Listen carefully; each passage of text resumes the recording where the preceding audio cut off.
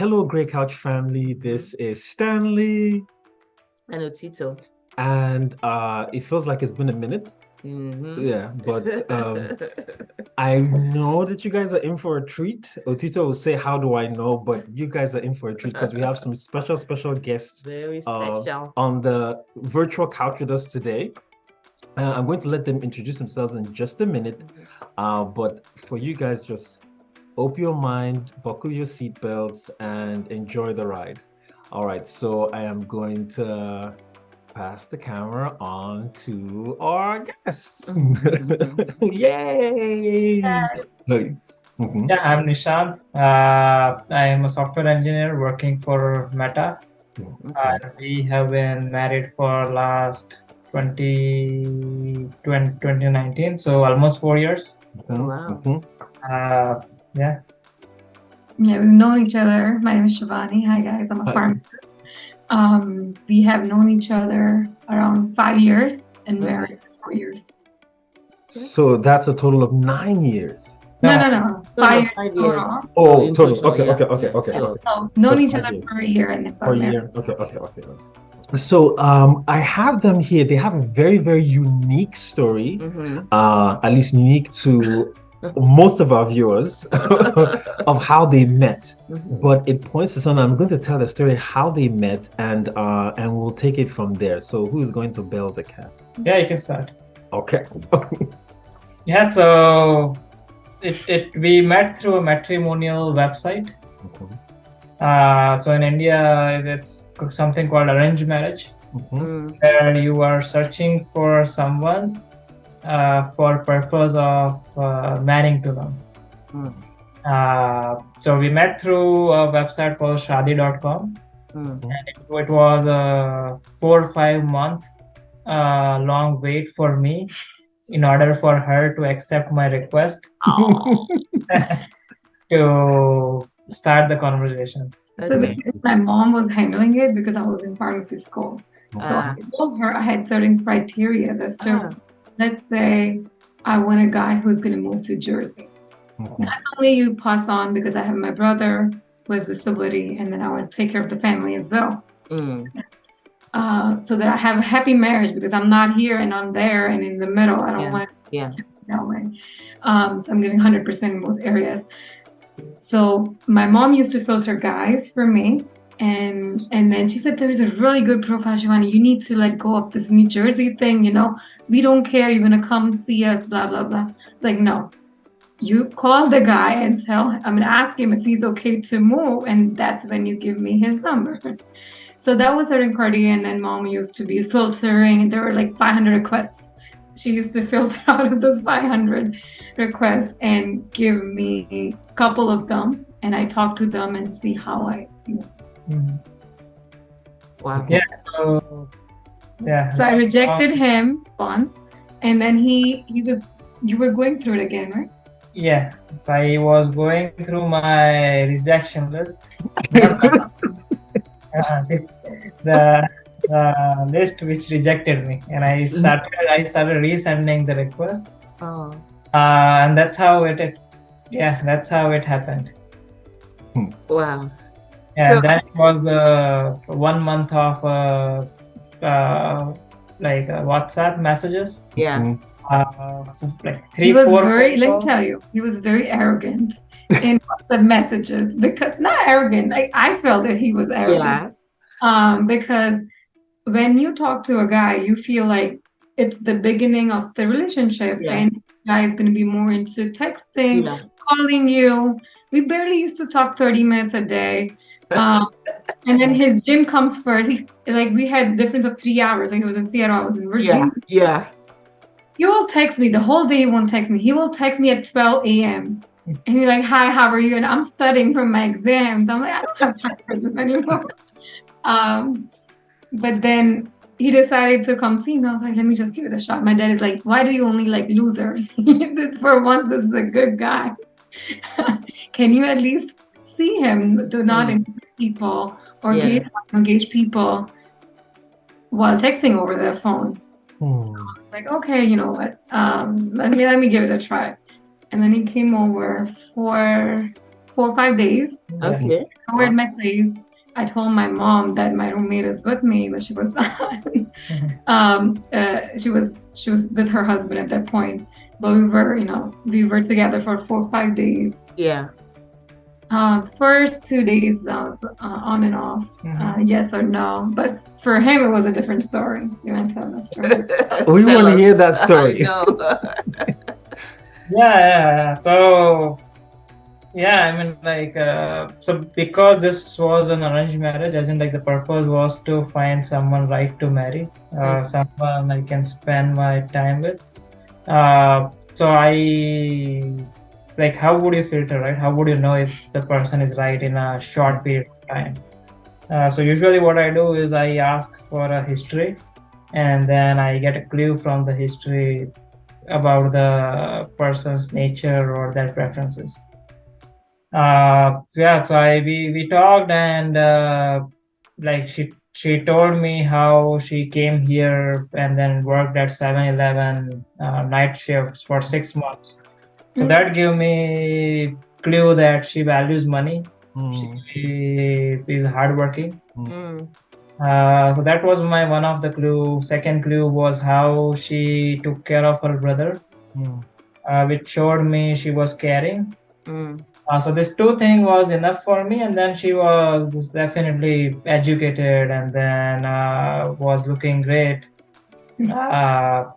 etc. So I knew just after 2 days that, like, I want to marry her, but it took her some time to catch up. to come in.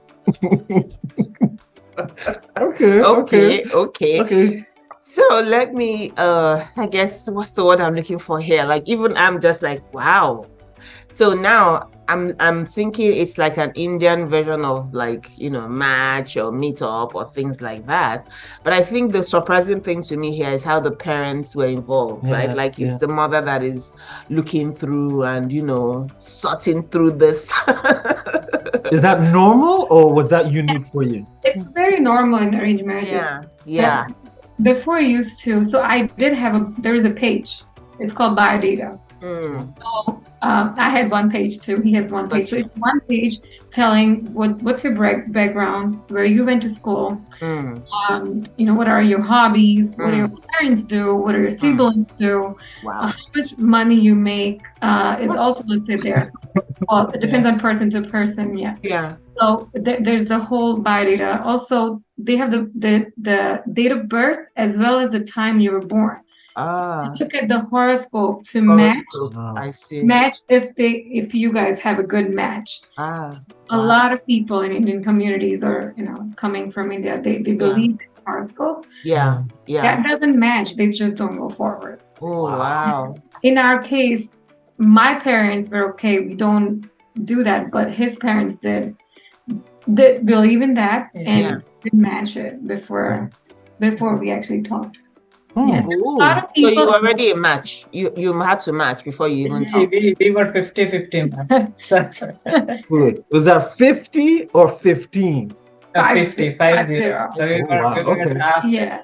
And is that typically high, or is that a good? No, that's wow.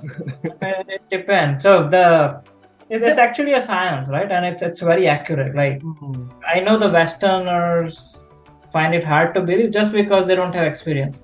Like, I'm highly educated, right? So I wouldn't believe in something that is not a practical or doesn't have a basis for it.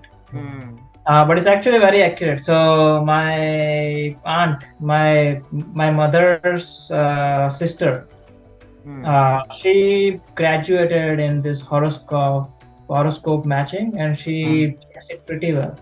So when I gave her biodata, like with the birthplace and birth time, she would look at the planet's position at the time, and then she instantly told me that this is her nature, and it checked out. So that's what I perceived as well, and that's like absolutely correct. What she predicted sitting in the India, that this is this person's nature. Wow. I don't know if you can. I have 2 questions before, but I'm sorry. This is just such good stuff. So do you do you have to pay to get on this list, or do you have to, is it like, you know how you have to pay to get on Match.com or something? Is there something like that you have? There is subscription. You can choose to pay or choose not to pay. You just can't message that person.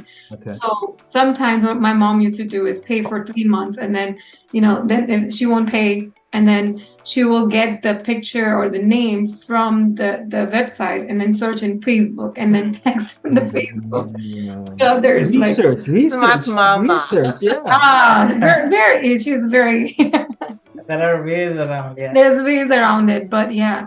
I hope the owners of the website don't come for us like you're teaching people how to get around it. But I'm sure people already know this. But in India, they do it as a newspaper as well. They advertise in newspaper, and there are like a lot of thing is casteism. So you marry in this particular region, you marry in this particular last name, and that caste has their own booklet too that brings out every month. And then you can choose from there. So basically, there are offline channels. Yeah, they're offline. And then online channels. The offlines are via word of mouth. A lot of it is via word of mouth. Yeah, even though my mom had his biodata and everything from that website, she found a link before even she introduced me to him, saying she did all the background checks. How is the family? They have a house, or how's their reputation? Because community, and then she found a link. One person who was my dad's friend, and his dad was friend too. Okay. There was a link there. So it's easier. There's no fear in giving the daughter. It's easier for them to kind of some serious stuff. And that you've actually answered my second question, because my second question was, what if somebody fudged the numbers? I know you said that how much they make, but with this additional background check, it happens. Pointless. I mean, it's a luck. Let me tell you, arranged marriages is a hit or a miss too. I have a lot of cousins whose marriages are not where it's supposed to be. And I have seen a lot of friends and a lot of relatives, their marriages are successful. Yeah. So my parents were love marriage. Yeah. At that time, and his parents were arranged. And you see the difference. There is a difference. There's a huge difference in terms of emotional. How I see the difference too between us and my mom and dad too. So there's a lot of practical. There's love there, but a lot of practical situation, because that's how we think and that's how it's embedded in us. But when it comes to my mom, they did things together, everything, grocery, everything together. They had done, and for us, it's like we divide the work. Yeah. So there is difference between arranging. Yeah. I would say. I am still like just awed at the level of, will I say, decision making that goes into this, because that's what it is really, and I think that's what you're saying is showing up in the way that you do things. I mean, we're not here to talk about your parents, but left to me, I would have asked you a little bit more about that, but I'll ask you offline. Yeah, we'll pick this up. So we want to jump into community. Okay, and I mean, you kind of gave a little hints to that, as if from the parent side, and everybody kind of speaking to the, but to you guys personally, since you've been married, how would you say your community has been a support? I know you guys have a beautiful 1-year-old walking around and causing a storm right now, but how has community, probably in bed, but not yet asleep. But how would you say community has either helped or hurt the marriage, as in, if I can put it that way? Community, as in because we are from same community, like, did it help or hurt? So extended family, cousins, or here, right, now in America, the kind of friends that you have. So are you having more friends who also have arranged marriages, or so give us a background into that. Yes, it's pretty common, I would say like 50% at least are arranged, even in the US. So it's pretty common, and I have seen like love marriage fail, and I have seen arranged marriage fail. So I don't think that is of understanding each other and Yeah. kind of understanding and letting go of things. Yeah. A marriage. Yeah. Easier Yeah. and happier. Yeah, I think so. Like when we marry, it's not just us. I think our families are also married. Yep. And when they are on board, it does help a lot, right? So even solving issues, I feel like I can with arranged marriages, like you have involved your parents. So if something there's misunderstanding between us two, we can involve parents and we can be like, listen, this is what's going on, help us through it, like a guide. And it has happened a lot of times between us too. And parents get involved. They'll be like, listen, you gotta calm down. You're wrong here, and he's right, or you're wrong and he's right. So there is a lot of help in that. In that manner. And it comes from your parents. There's a trust. So let's say my parents are telling me something, or his parents are telling him something. There is a kind of trust where they're giving us advice because they want to see good. But when advice comes from other sources, there's not so much of trust, and that has helped a lot solving issues. In terms of help too, like his parents were over for 10 months. There were disagreements and everything, but at the end of the day, it was a lot of help as well. That's something that a lot of Western cultures don't have, because we feel like, oh, the family is a singular unit.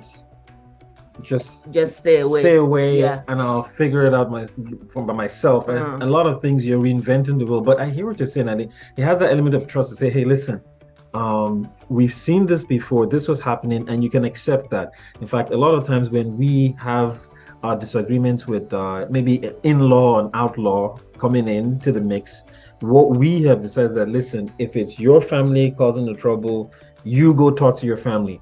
You can't expect me to talk to your family and vice versa. And listen, if we have a disagreement, go, you be the face that will, because her family will receive it better and coming from her. Okay, so my question is about communication, right? It says communication doesn't end when you speak, but when the other person understands what you were meaning to convey, right? It's not just words. And so in the almost 4 years that you've been married, what are some of the lessons you've learned in how to communicate, right? And I think especially crucial for us, because most times those of us, that are used to the Western ways, you have all this time to talk, you have, you kind of have had time. So because in your case, Nishan was in Seattle, so a little bit of long distance, right? To think that but to think that, I travel to Seattle sometimes, but it's a little bit of a long distance, because I think that West Coast is like, transatlantic in my mind. It's that far. So what have you learned, right, in communication since you then got married? Like what are some things you've learned to do better or worse? So I think like at first it's hard to communicate, right? So when we decided to marry, I think like the 3-hour difference did make a huge impact. Okay. She was busy with her studies, and I had my own thing, and it was hard to find that common window. Gotcha. And at first, because you haven't lived together, you haven't really done much thing. It's hard to talk about things. And there had like a lot. I remember she wasn't satisfied with the amount of things we were talking. I love it. And there were 2 reasons. Like one is the time zone, another is the interest. Like our interests still aren't on the same. They don't align well. Yeah. Even though our thinkings are aligned in terms of how we want to live life and what are our philosophy, our interest doesn't align. So that did pose a challenge. I think she was the emotional one, I was the practical one. So in my mind, I thought that's how this is supposed to go. Mm-hmm. And I was pretty calm about it, but she did got bummed out. And then, like after that, we started meeting like every 2 months. And then when we met, we go out, then we have more things to talk about. So eventually it got better and better. Yeah. Siobhan, you want to add to that? Yeah, he lived in a boarding school, which is like it's only men. Yeah. Yeah. So and then he went out for his college. Yeah. He hang out mostly with guys, and then he moved here to U.S. So he in the whole journey has no idea how to talk with women, how they interpret feelings. And that played a huge part. He had friends, but that played a huge part in that communication gap as to he didn't realize emotions of women per se. And we still have arguments about it, but it has gone a lot better. He tells me all the time, you have to tell me what you want in a clear words. And me, on the other hand, like, why don't you understand? Like, you just do it without me telling you. And obviously that comes from, I have gone better and he has gone better. Yeah, I think the rule that we follow, or we try to follow, is that when one is angry, the other one tries to stay calm, because if you are angry, I think that's when the trouble happens. Yeah, very important. Shivani, I'm still laughing because I feel like Nishant is right? I think that's the proverbial or perennial issue that men have with women. Like, I don't read minds. I cannot read your mind. And you are thinking, but we live in the same house. We've known each other for this long. You should have an idea, or you should know what I'm talking about. It's like, so we kind of had to work on that too, to say, no, you have to tell me exactly what you want. And I laugh. I feel like in our house, sometimes when you hear us talking, it sounds so clinical, but it's really helped. And I still need clarification from today. I still need clarification. So when I hear, are you saying this, or are you saying that? Is this what this is what I'm hearing? Yeah. Okay, because I want to check up on the box. I don't want this to come back and bite me in the behind, because that's typically what happened. But you should have known. You should have. But I mean, even so, we still still battle that out. So for clarity. The next question is about money and finances, and this one is huge because you both said on the bio data thing you had to talk about how much you earned. I'm still like, wow, I mean, there's nothing wrong in that, but I think it's just America that makes you feel like salary is such a big issue. And for that, the reason behind that is that the father of the daughter want to make sure that they are sending the daughter to a capable person. Yep.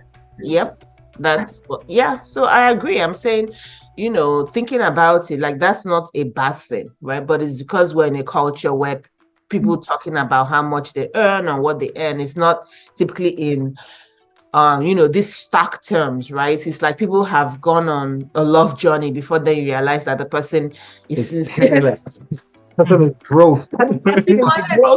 Or they don't even know how to manage money, right? Which is a problem in of itself. So I'm glad we're having this conversation.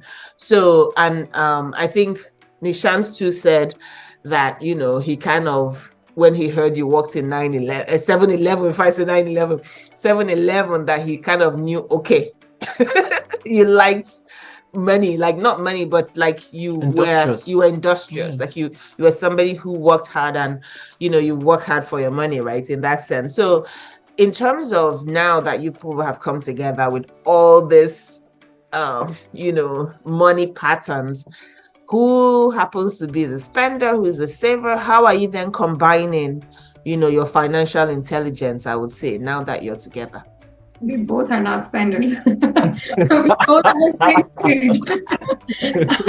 It depends on the interest. Yeah. It depends on the interest. So I think like a lot of it is tied to the upbringing and what you saw with your parents. Yeah. And so in my family, like there was never like a concept of managing your own money. It's basically a joint pool of money. Wow. My father used to manage, and I think same with her family. Yeah, so we have like everything together. We don't have my money or his money per se. It's just and so when we met, that's what we like agreed to, that this is what we have seen and this is what we are going to do, irrespective of who makes what. We are going to have a combined finances and then have joint liabilities. And that's what we have been doing ever since our engagement. So even after engagement, because I was working, I saved up money and then I paid for her tuition, even though we were engaged. And so I knew her like paid the interest rate. So it was like not a. Yeah, so I knew her for 3 months, and I was like, why pay 6.5% of interest rate when we have?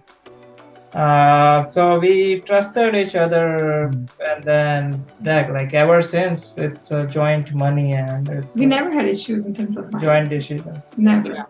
Fantastic. I don't know. I don't even how many 4 years. Never. Yeah. He manages most of the finances. Yeah. I don't. So would you say that is unique to the Indian culture, or are you guys outliers?